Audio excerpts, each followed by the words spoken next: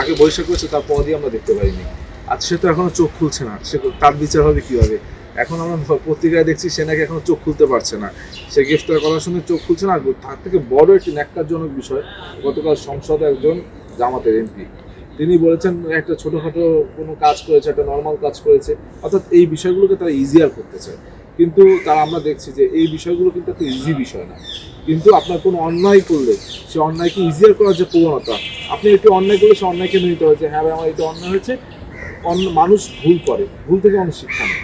ভুল করলে যে তাকে মেরে ফেলতে হবে বিষয়টা এমন না, তাকে একটি আইনানুগভাবে তাকে একটু সংশোধন করে আবার কিন্তু তাকে পূর্বের জায়গায় ফেরত নেওয়া যায়। কিন্তু আমি দেখছি জামাত শিবির কখনো তাদের ভুল স্বীকার করে না, বরং তাদের ভুলকে অন্যের উপর চাপিয়ে দেওয়ার চেষ্টা করে।